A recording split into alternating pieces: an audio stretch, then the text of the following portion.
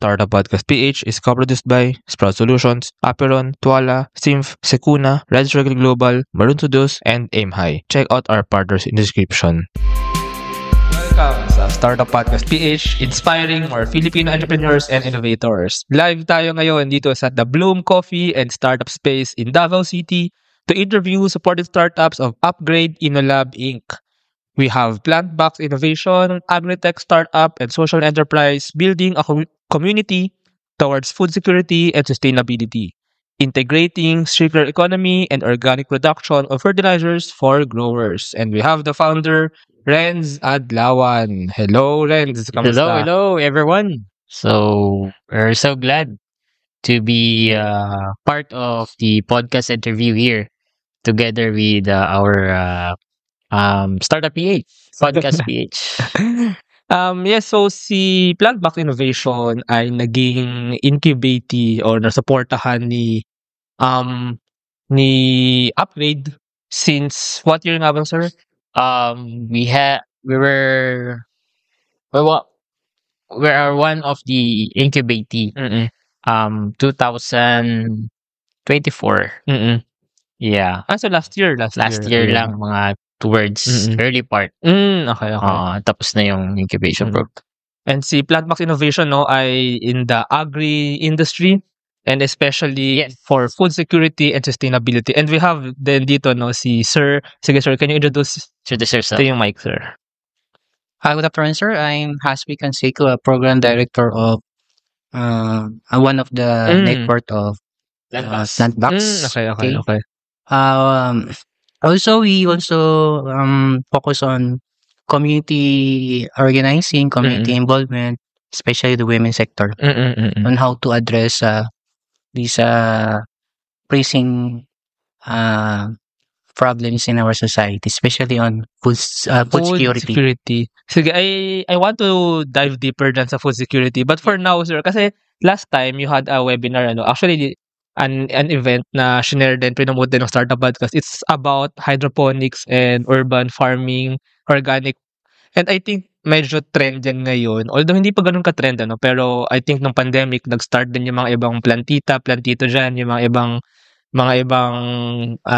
taong stuck sa bahay to have their own farms. Pero siguro, sir, can you explain lang muna, ano ba itong hydroponics, ano ba itong urban farming, and maybe can you explain ano ba yung importance niya, and also like bakit siya siguro naging popular in some few ways? Yeah. So, actually, dalawa yung aming pinaka-core product, no? So, we sell starter kit for organic farming and starter kit for hydroponics. Yung situation kasi natin ngayon is due to climate change, restricted or mahirap for farmers, lalo na yung mga traditional farmers doing farming, planting, and growing crops, ay kumbaga hindi quality na po-produce or hindi nagiging sustainable. And yung situation natin ngayon is mas marami yung lupang nako-convert into subdivisions, no? That's the fact. That's the sad reality. And ang emerging need of the community, hindi naman pwedeng hindi sila kakain. And most of the source of this food are coming from market. Ngayon, in the extreme cases, like for example, pagka hindi maganda yung harvest, ay limited yung access or limited yung harvest going to the market, and then tataas yung presyo. And ngayon, using hydroponic system is we call this system as climate resilient because we are just using 10% of water in growing our own plants. And then we do not require bigger spaces. So for the validations that we have, we can grow plants, any plants, fruiting crops and veggies and leafy greens for mataas na yung 40 square meter. Malaki na yan. So 40 square meter, if we're planting lettuce or leafy greens, we can harvest 200 heads using vertical system. So this is an emerging modern technology which has been adopted already by different countries.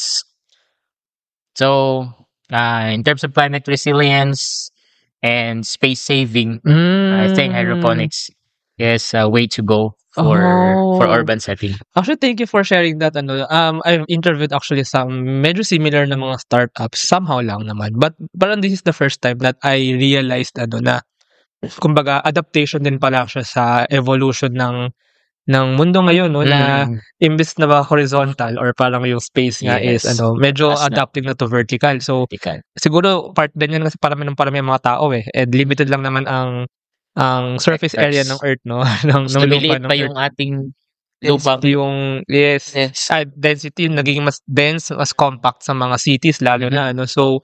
And as you said nga kanina, sadly, although part siya ng evolution, yung mga lupa is ginagawang vertical, may condominiums, So, actually, ang trend pala or parang the rise of hydroponics and urban farming is also because of that space saving and also yung sa water saving, para makatipid actually. Actually, siya overall view siya ng society para mas makatipid sa paggamit ng water and then now siguro just to highlight more what the startup is doing. You mentioned kanina si food security and I think si Plantmax Innovation as sasabi rin ni Sir kanina, you help communities, especially women communities to actually do this, to actually implement. So I think dalawang problems or dalawang challenges yung you're solving here. First, yung larger is like the larger food security and sustainability. And second, yung kung gusto na ng mga tao mag-hydroponics, they don't know how to do it. So you actually help them. Tama ba? Parang, is that are those the problems you're solving? That's basically the problem to resolving. Lalo na we had the data gathered earlier by World Bank na one out of 3 children are malnourished. No? And how to solve that is we start with the households. Normally, ang naiiwan sa bahay o yung nagbabudget ng mga babae ang nagbabudget di ba? So, if we solve that one, first we'll start with women creating or increasing the participation of women sector in food production. Kasi they have more time, they have more focus, and of course, sila yung nagbabudget sa household. So I think that's why we target talaga yung women sector. But that's cutting across sectors, no? Kasi hindi lang yung pinakamalaking households, but dun sa aming first na validated na mga first growers are owners of Samgyupsal. Kasi yung lettuce. Kasi sarap-sarap ng Samgyupsal na binalit sa lettuce And they have really pains in terms of how to access lettuce. Normally, na fresh. Yes. Una, yun talaga. Pangalawa, pesticide-free. Pesticide-free. Organic. Or pesticide-free. Pesticide-free. And organic. Pangatlo is accessible. Kasi, tulad nung mentioned ka na, shout out ko na rin si Lami Kayo, Korean Grill House in Panabo, si Ma'am Jasmine De La Torre. So, yun yung struggle niya. Kasi pag peak time, wala siyang mabili. So, bibili niya yung less quality from the market.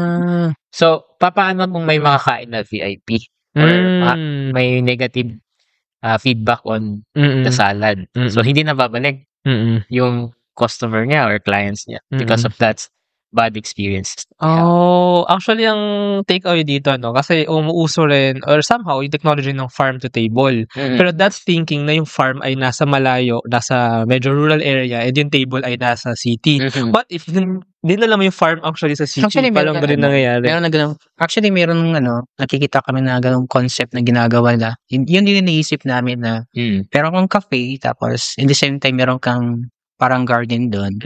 So, one way din na parang nag-attract siya din ng mga tao is to show how to grow and the same time, ayun na yung maging source of pagkain mo. At the same time, income generating na yun. Kasi nga, and then yung travel, yung transportations ng goods is hindi na ganoon kataas, no? And we reduce the carbon footprint. Yun siya yung inisip namin. Actually, meron nang nag-a-adapt nun na malapit na sa kanya yung mga source na mga ingredients.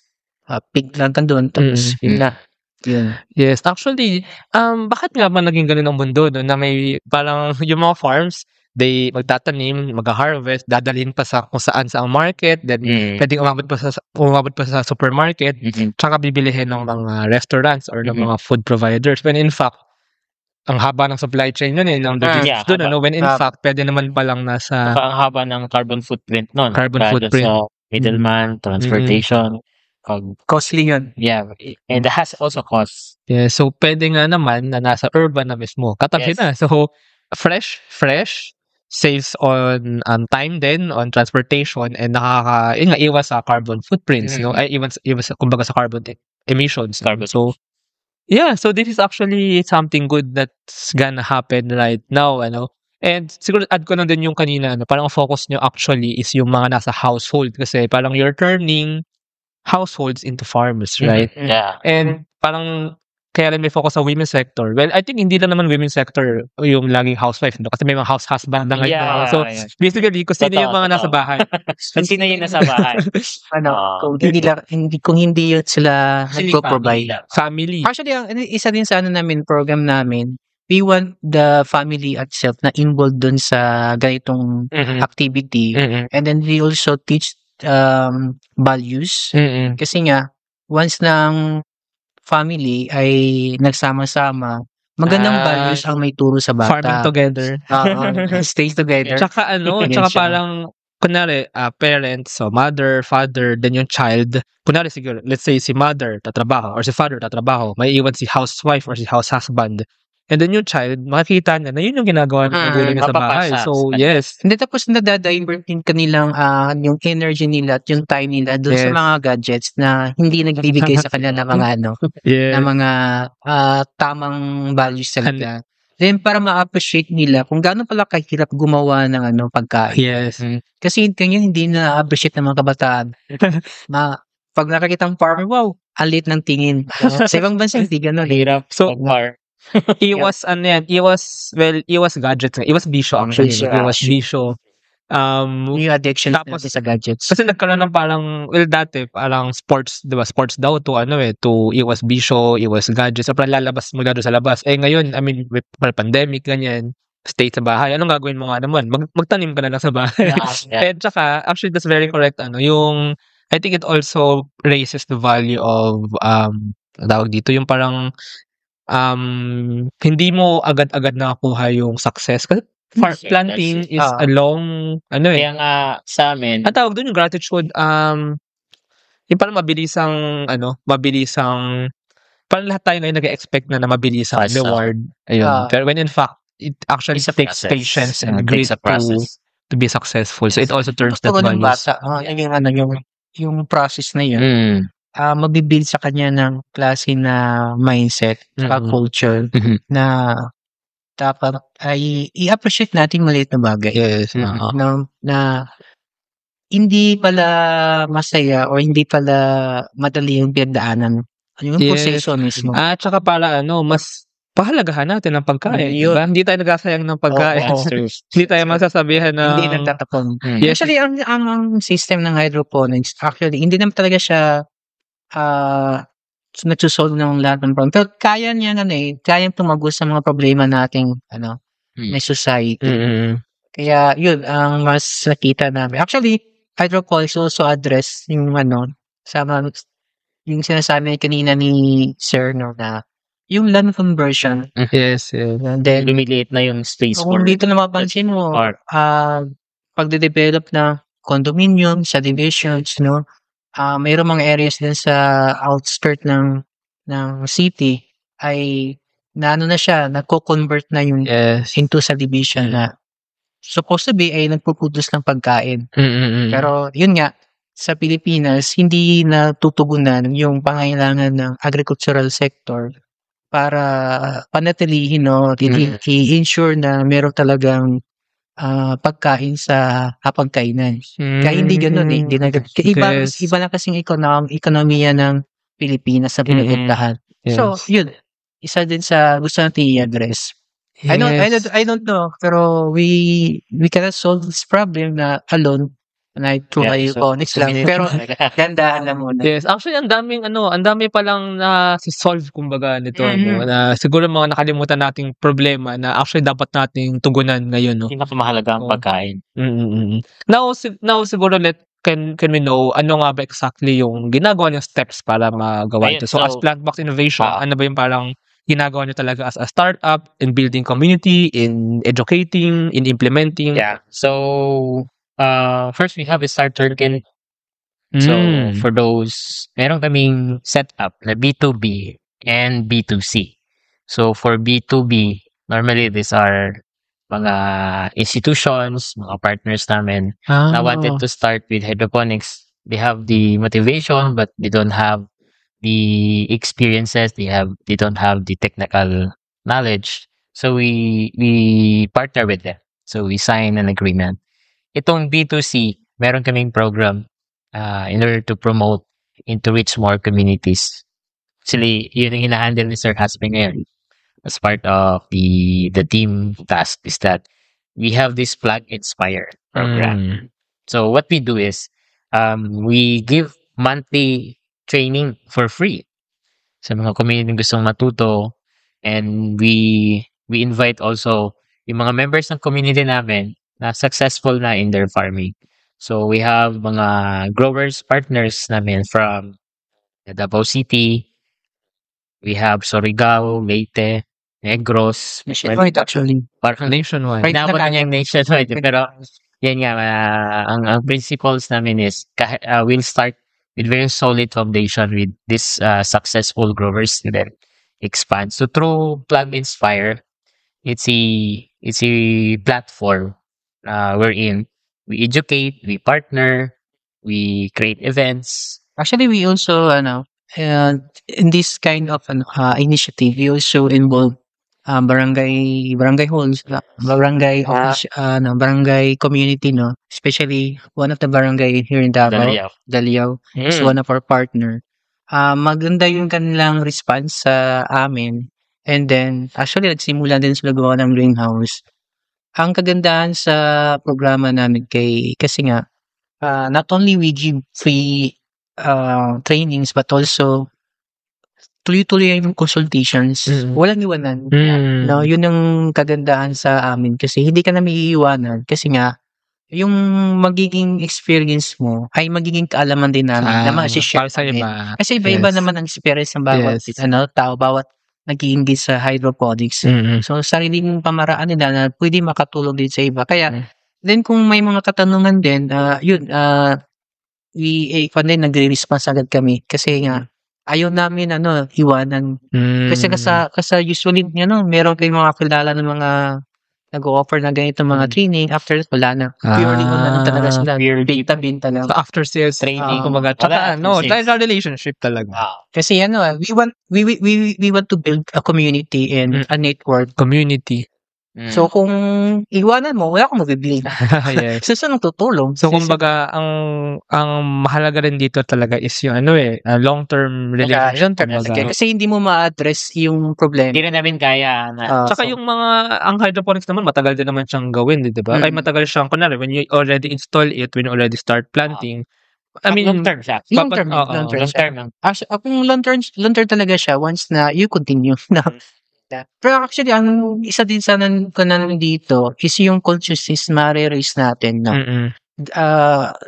I mean, tagustay dun sa sa ganitong pamaraan. At least yung consciousness na build natin. Kasi kung kami ng dalawa, hindi namin kaya. So we want to create another aspect para mag-propagate dun sa mga hindi namin kaya abutin. Ganda lang kasi ng yung we're running the program is that yung mga community resource speakers rin ang nag-share ng knowledge nila. So they had been sharing and they are not asking for anything. No? Kasi yung binibigay namin na parang free consultation until they become the master the craft. So it's a hydroponics. No? Sa organic naman, pinakamahalaga din dito is nung sinerch namin yung trend ng pag-increase ng fertilizer, synthetic fertilizer. 20 years is nasa 300% ang increase.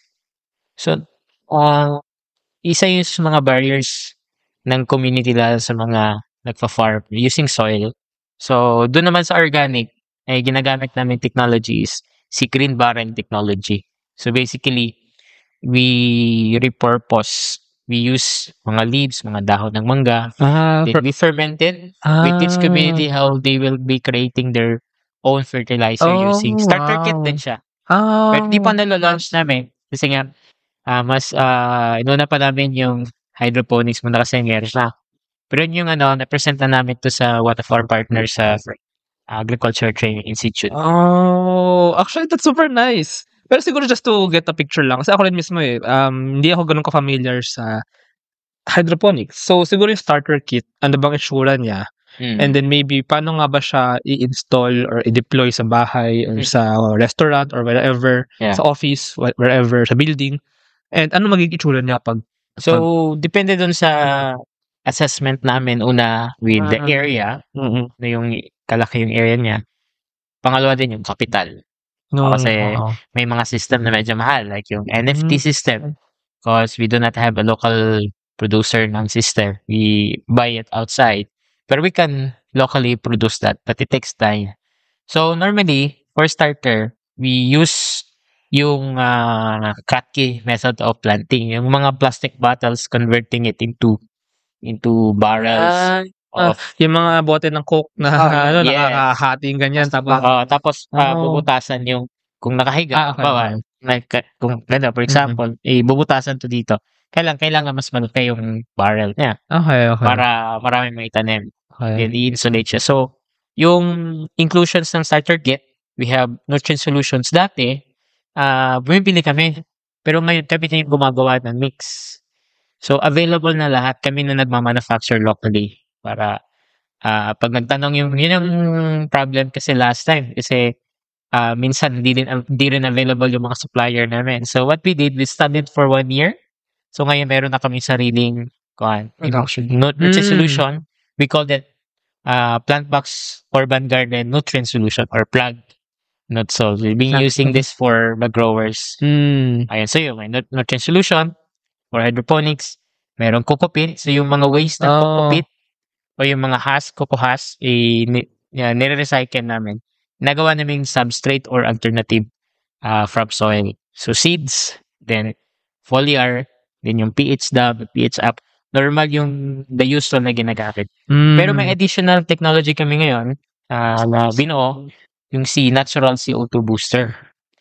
Ginagamit to for, ngayon meron kaming 2 trial na mabisa din sa mushroom. So ito yung bagong add-ons to. Ginagamit na rin ng mga growers. So CO2 ginagamit sa mga areas na hindi gano'ng available yung sunlight. Yeah. So, at saka malamig yung mga lugar.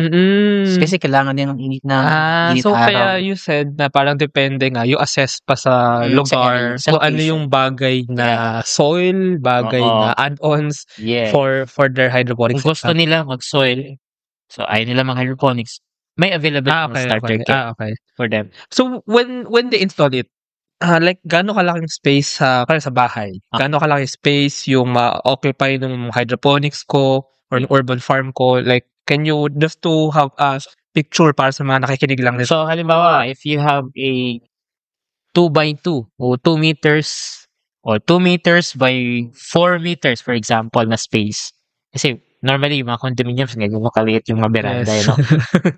So, you can actually either make that space, either you deploy the Kratky method using boxes o yung mga recycled na mga plastic bottles, or you want it vertically. Pag vertical farming, paganan, no? Pataas. Parang bookshelf. Yeah, and then may circulating water siya using pump. Okay. So 2x5 for example, ito, yung space na to. Dito. So 2x5 meters, that's good enough. Okay. Kung maliit, kung consumption lang, walang problema. Kung gano'n yan kaliit, lower than the 2x5 meters. Pero kasi merong client na for consumption lang yung kanyang hydroponics. So, quality lang siya. Anytime, pwede siya Yes. Ano mga example ng mga tanim na ng mga ganyan? Pwede pichay, leafy greens. Oo. Ngayon, sa aming trial, sa aming nutrient solution, we can do both. Okay. So, we have leafy greens, so pechay, mustasa, lettuce, and we have also for crops na fruity. So, for example niyan is yung bell pepper, tomato. We can grow actually that. So, Meron nag-grow using our plug nut soil, aming formula sa aming mga growers like the Santa Cruz. So, ini-integrate nila dun sa kanilang hydroponics. So, may salad ka na nga sa bahay. But for restaurants ba, mas makakatipid ba sila overall with this? Dun sa difference ng price, yung at siguro yung mga isang pirasong lettuce. Kung if you're buying that from mall, that's around 60 pesos to 100 pesos. Depende sa variety. But if you're growing it, yung gastos mo lang 20 pesos or 10 pesos. Okay, wow. Actually, this my thoughts on this in a larger perspective. Kasi pagbalikan natin ng agriculture, diba agriculture is actually the biggest technology in the history of humanity. Kasi diba nag-stop na yung mga nomads or yung mga igalaw ng hunter-gatherers, diba? Para mag-settle na sila.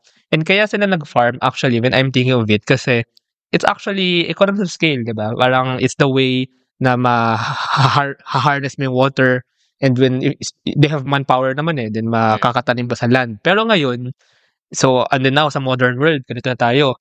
Ngayon, kung mas mura naman ang urban farming, so what's the matter, diba? I mean, I think it's better, it's more cost efficient. So I think yun yung nadala na innovation ng hydroponics and ng iba pang technologies here na yung makakasave ka actually dun kasi kumbaga it's great yung agriculture kasi it's economies of scale.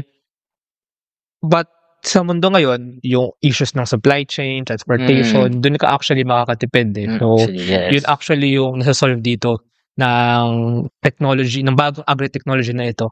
You actually remove those costs. Actually, I have another question lang ulit sa iyo, sir, kasi you're the one with the communities. Yes. When you choose communities, parang paano na iniisip kung sino yung parang most likely papayag or parang most likely will join or will try out this kumbaga yung ditong initiatives na to. Yes. Actually,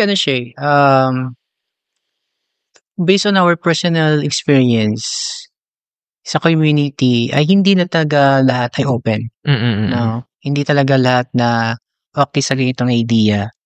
Kasi tatanggalin mo talaga doon yung culture, yung isip talaga. So what we do first is to educate na ano yung epekto ng ways, anong nangyayari sa mundo natin. Una-una talaga i-raise natin yung consciousness nila. Turuan sila. And the same time, doon papasok nung anong alternative.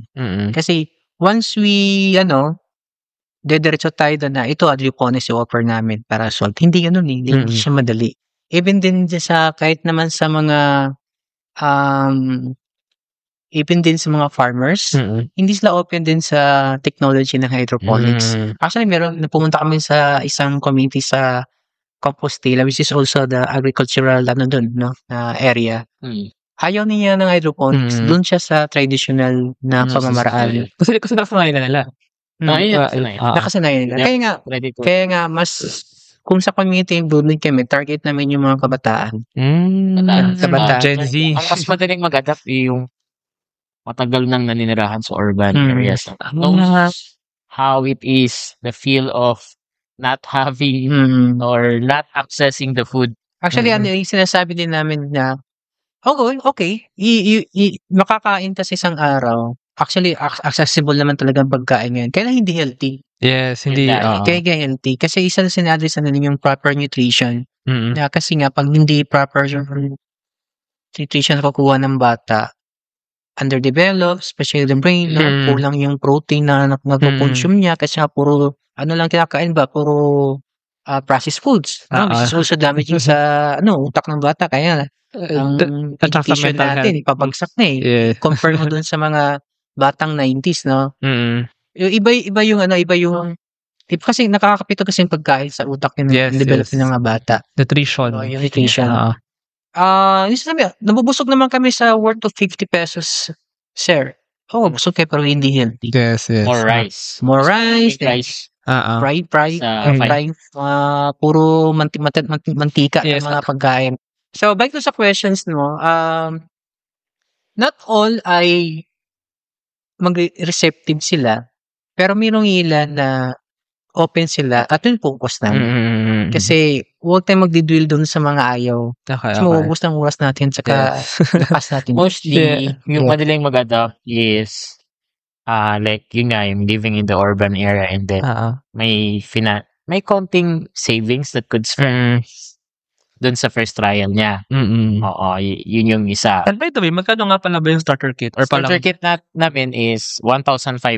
Oh, mura siya. Okay, gusto ko na. I wanna buy. I wanna try it. Tsaka, inclusive na yung guide. So, yung sa guide, may dalawa. We have a YouTube channel at saka may ebook kami.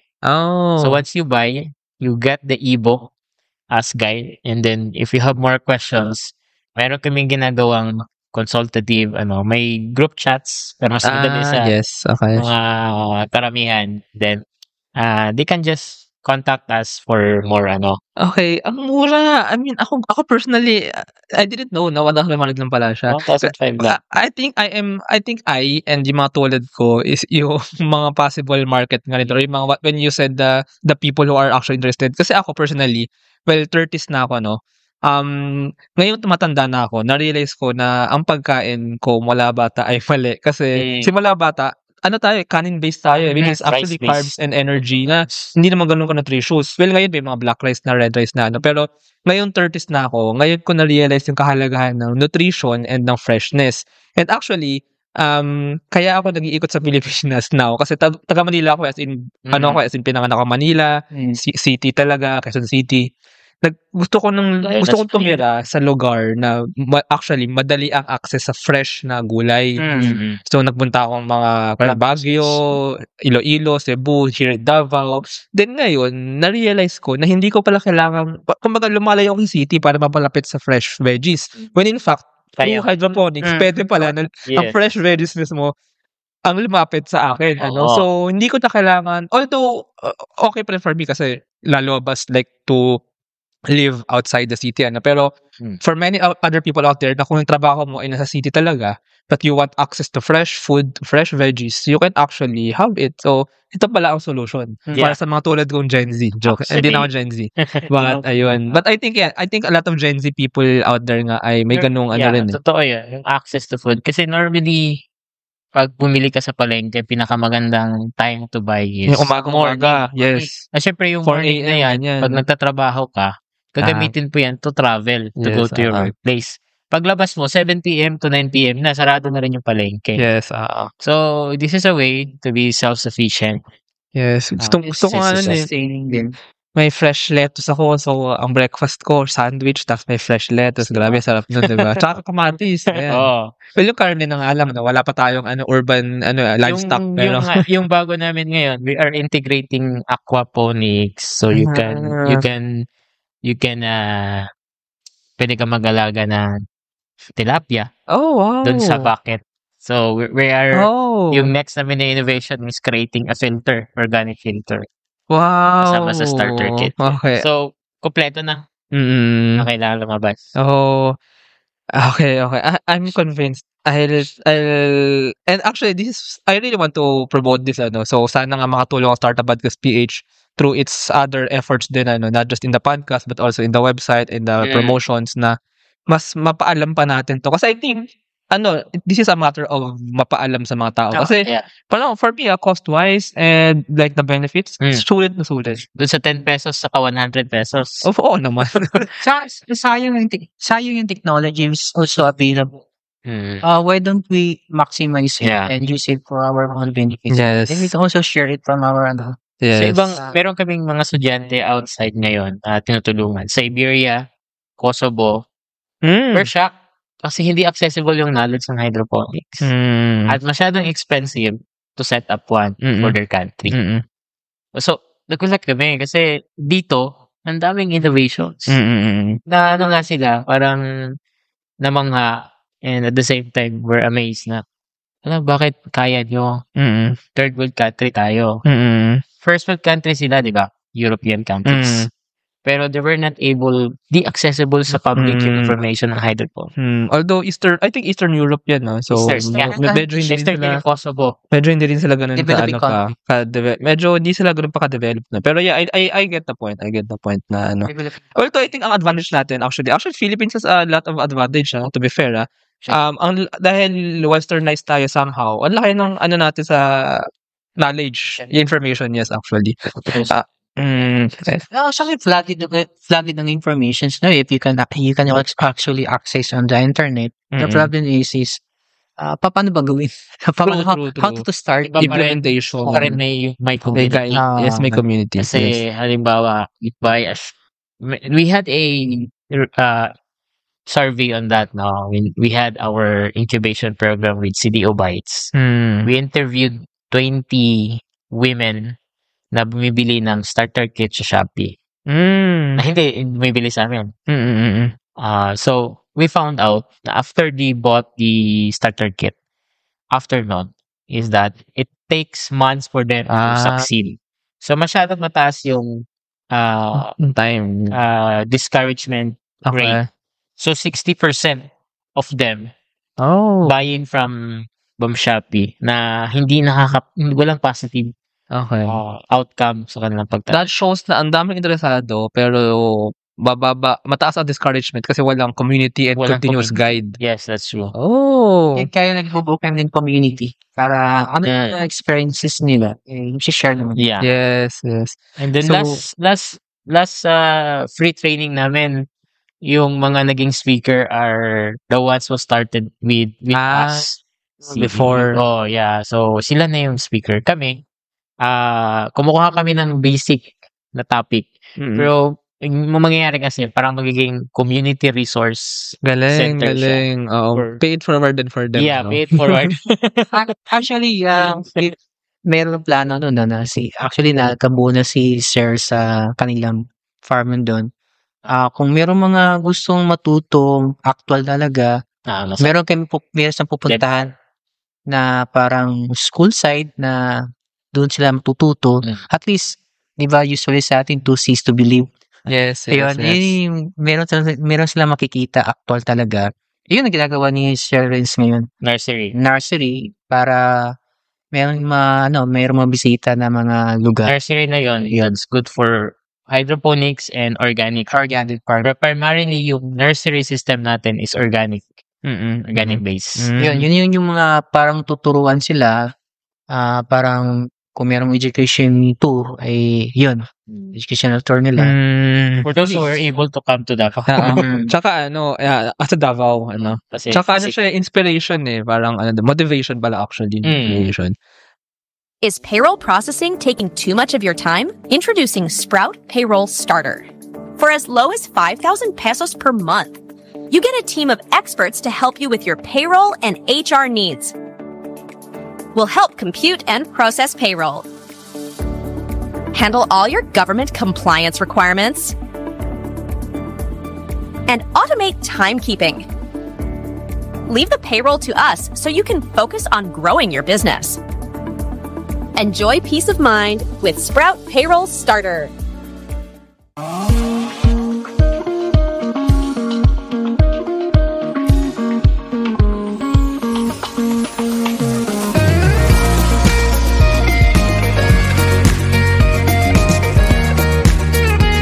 Trust the digital future with Twala. Secure and tamper-proof digital signature. Electronic notarization service. And custom AI agents for intelligent document workflows. Visit twala.io to learn more. In today's digital world, your organization needs more than just technology. It needs a strategic partner. At Symph, we build web and mobile apps that drive innovation for startups, enterprises, and organizations worldwide. Visit symph.co today. Protect your assets from bugs before bad hackers exploit them. and launch your products seamlessly. With Secuna, your trusted partner in cybersecurity. Receive reports in real time and work with security experts to find bugs in your products before others do. Let's make your security our priority. Running a business? Make it smarter with Red Circle Global. Streamline operations, boost productivity, and manage everything in one powerful ERP system. Book your free business demo today at redcircleglobal.com, guided by one of our top experts. Ayun. Actually, now I want to know more about your background. So, kanina Sir Renz, kanina na-mention mo na hindi ko pala agriculture ang background mo. I mean, your background is like in Teaching. academe, philosophy? Philosophy, theology. And theology. Sige, sir. Maybe ikaw muna, Sir Renz, can you share your background and paano ka naman napunta sa mundo ng hydroponics or sa mundo or why did you start Labbox Innovation? Yeah. Ikaw muna, sir. And then si... Yeah. So, yung background ko is, yung BS ko is basically education. I have few units in agriculture. And right now, may mga certificates enough. So, basically, ang inspiration namin is lalo na if you've grown up in rural area is that 5 a.m. pa lang gising na kasi nga we do most of our time farming and schooling. So, yung parents ko 20 years na nasa farm. They're producing mga crops. So, early as 5 years old, namulat na ako na yun. Dito sa Davao? Dito sa Tugbok. Okay. Parang 30 minutes away from here. Okay. And then, when I nag-aral ako philosophy theology sa seminary, so mas of course, I had been sa seminary yung mga tawag ito, community-based gardening. Yeah. Okay. And 2011, I met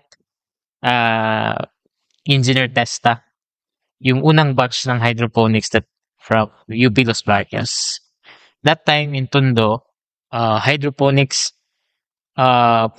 people tend to doubt how hydroponics can be implemented in urban area. So we did some community gardening and we proved to them na kaya ng community. And then noong 2018, went back here sa Davao. So yun na yung parang itry ko dito ng hydroponics. That was 2018. And 2019, actually, ang first product ni Plantbox is a box for hydroponics made of plastic waste. Oo. Remember ba yung unang product natin? Kaya lang, siyempre, we do a market fit. So, when we talk to community, siyempre, gusto nila makatanim. Gusto nila magtanim. Kaya lang, gusto nila magtanim na hindi masyadong mahal yung costs. Yung planter namin, 700 pesos pa lang yung maliit na box. So, hindi siya feasible. So, we pivot panahon ng incubation namin with Upgrade Ilolab. So, nag-pivot kami sa starter kit. So, that was 2023-2024. So, doon nag-start kami. And then, last 2024, yun yung December, dumami na yung mga interested. So, we try Wild Cooperative in Pantukan. We tried Samgyeopsal owner na so yun, successful lahat. Parang okay yung Samgyeopsal talaga. Successful sila lahat. So yung mga sandwich pala, yung mga buns, yung nagalagay ng kamatis tsaka lettuce sa mga hamburgers. Yes. So yun. Then we invite most of our first growers has experience in hydroponics already, but unable to get a good potential nutrient solution. Kasi either masyadong mahal yung nutrient solution or masyadong mura pero hindi effective. So 1 year namin yun pinag-aralan. Then we came out last year. Tuloy-tuloy na yung growers namin. Si Sir naman. Si Gig Laffern, by the way, speak and say ko, no? Ang educational background ko naman, graduate ako ng political science. Oh. Then, merong nag-Master Alpha hindi natapos. And then, I was also involved in NGO. Mostly, yung trabaho namin sa rural areas, community organizing, yung mga farmers talaga. So, farmers, no, ano yung buhay nila, pinag-aralan din namin paano bang buhay ng mga magsasaka, ano yung mga problemang kinakasangkutan nila. And from that on, mahaba pa din na panahon na naging involved kami. And then after that, in other sectors din, no, sa mga manggagawa, sa mga kababaihan, yun yung mga issues na kinikater natin. So, yun, yung isa sa mga magiging trabaho ko. And then, umalis din. Yan, nasa private sector na ako sa isang microfinance institutions na leading din sa Pilipinas. And eventually, si Serens ay kumontak sa akin. Kaya nagkakilala din kami dati. Nagkasama din kami sa isang organizations. So, kayong taka ko. And then, since malapit sa akin ang usaping na mga farming, so, tutulong ako. No? Kaya nga, pasupot-sultot lang. So, more of part-time. Ikaw ba, Sir Renz? Full-time mo tong si Plantbox ngayon? Wow. Full-time na. Kasi si Plantbox din ngayon, incubated noong since 2024 ni Upgrade. And I think meron pang mga ibang nagsusupport sa inyo ng mga organizations. Sino nga ba, Sir, ang mga nagsusupport sa Plantbox? Ngayon, we are part, I was one of the batch 2 ng YPOA, yung Youth Immersion or Internship for Organic Farming, Organic Program. Organic Agriculture Program. So, yun yung sumusuporta sa ating demo farm. So, ATI Region 11. So, and then another one is we are also part of CDO Bites. So, incubated tayo ng So, Cagayan de Oro pa, mga 8 hours away from Davao pa yun. Ay, by bus, I mean. Yes, and then yung first competition we had 2023 with New Nexus Philippines. Yung yung sa energy. Yeah, energy. Yes. Renewable energy or parang clean energy. Yeah, yun yung first namin na salang. Top 10 kami noon sa first. And then, yung pinaka-last incubation namin is with Upgrade in the Lab. Okay. Sa bago. Will Grow. Will Grow din kayo na? I know. Ano din, dami 2024, we joined a competition ng ADA Top 3 tayo. Champion tayo, one of the 3 champion. So, sino nagpi-pitch sa inyo? Ikaw ba, Sir Renz? Normally ako. pag may mga maliit na meeting, kaya niya siya. Okay. Kasi parang I think ang hatak din talaga dito yung actually very, very, first of all, actually, I have to say, very crisp and clear yung inyong proposition dito. As in, nakuha nyo, alam na alam nyo yung nangyayari, alam na alam yung situation, and alam na alam nyo kung paano mag-a-address. Kanina nga, with the way you mentioned yung high discouragement level ng mga bumibili ng starter kits, so, alam nyo yung mundo ng urban farming, ng hydroponics, alam nyo kung paano siya gawin, but beyond that, hindi kayo, kumbaga, nag-dwell lang sa parang, this is the problem of the world, problem of society.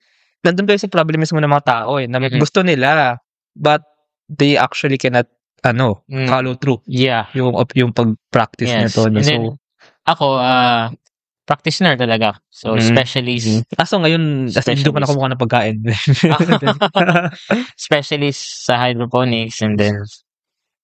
Sige, mauna na si Sir. Thank you, Sir. Thank you for sharing. Sige. Sige. Thank you. Ayun, so, ano ba? So, actually, yung paghahanap ng sino yung susupport, especially on hydroponics, primarily. Sa organic, marami ng practitioner. Kasi we have learning sites. Itong hydroponics si bago. And then, nakaka-sensitive kasi ito konting fluctuation lang ng mga pH sa pagka-technical. Possible na mag-impact sa growth. So, kumbaga, ang motto namin dito, it takes a village to raise a garden. Yes. Ayun, siguro wrap it up na rin natin tong conversation to. But actually, I learned a lot. I may have known hydroponics na nga before, pero now sa conversation na to, mas nakuha ko yung picture and yung actual, paano nga ba siya mangyayari. Yun yung problema talaga ng mga tao. Ang dami ng tao yung gusto na mangyari to, makagawa sa bahay nila, pero hindi lang talaga nasusustain yung So I think through plant-based innovation, sana mas mapadami pa natin talaga yung mga taong nagko-practice talaga nito. And dito talaga kumukuha ng pagkain every day, no? So siguro Sir Renz, last question na lang. Ano ba ang inyong vision talaga for plant-based innovation? When you started the startup and now, ano ba yung parang gusto nyo mangyari maybe in 5 years? So do you think all around the Philippines, puro mga plant-based starter kits na ang ginagamit? So, pinaka-vision talaga namin, mas dadami pa yung mga growers. O balang hindi tayo magiging dependent sa mga imports. Tulad ng halimbawa ng mga kaya naman natin i-grow dito. So, we're envisioning na kaya natin i-consolidate later on for those who are growers. Na part na ng program namin ay let's consolidate that. Then later on, mag-impact tayo. Hindi lang consumer of the imported goods, kundi tayo ay supplier. Magiging supplier tayo una dito sa ating local, no? And then later on pag malaki na, maging supplier tayo kahit dun sa ibang mga bansa. Pero we are envisioning that in a community level. Yes. No? Kasi yung mga may kakayanan have capital, they can really do that. In fact, big corporations are doing that. Big greenhouse, all those things. Pero gusto namin mangyari is that every purok merong greenhouse. Or every streets. Ganun, no? Parang maganda nga kung bawat barangay, no? Bakit barangay, barangay, merong small farm. Yeah. No? Na possibly murang gulay doon or kung pwedeng gawing libre, doon ako kuha ng fresh veggies, yung mga doon sa barangay na yun. Yes, yun yung parang vision namin. And I agree with that, no? Local and actually community level. I think that's a very, very good vision. Yeah, actually. And then, from there, we create more jobs. No? We create more business. Kasi yung lettuce ay pwedeng gawing kimchi. Yung iba pang mga crops gawing pickled. So, tayo yung magsusupply sa mga needed na mga restaurants nila for their delicacies, local delicacies. Yes. No, from the community level to the market. So it's a sustainable community. Yes. Actually, I really want that to happen. But when I look at that vision, parang parang isn't that the future we should go to? I think kasi really fresh nga yung mga pagkain and affordable siya, which will actually enable pesticide free. It will actually enable more households and more enterprises, more restaurants, for example. And ayun.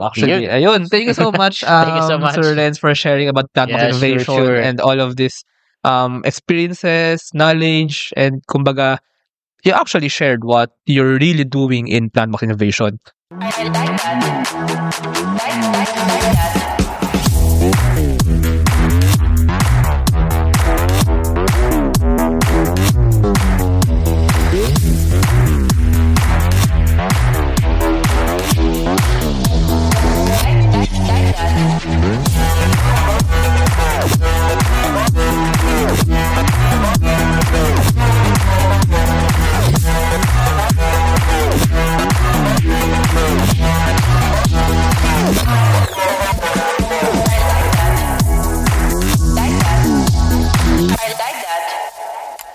Introducing Aim High. Smarter construction management starts here.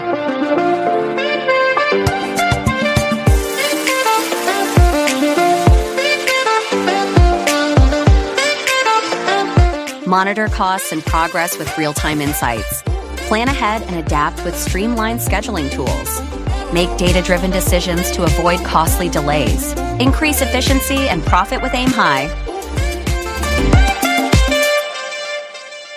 If our listeners, baka meron dyan nakikinig na gustong bumili ng starter kit or maybe just want to work with you, maybe they want to partner up or they want to collaborate, so how can they contact you? Maybe you can lead them to the website or Facebook page. Yes, meron kaming Facebook page, Plant-based Innovation. And then we also have our website, So Plantbox Innovation. And then you can also contact us through email. So if you connect us through our Facebook page, so our team will be responding and then communicating with you. If you want also to to help you, either big or large or small farm setup nyo, kailangan nyo ng consultancy, and you can just reach us para matulungan kayo. First, we need to evaluate what are your present farming experience, and then later on, either based on the evaluation, if it's good for hydroponics, we go hydroponics. If it's good for organic, we go for organic. Okay.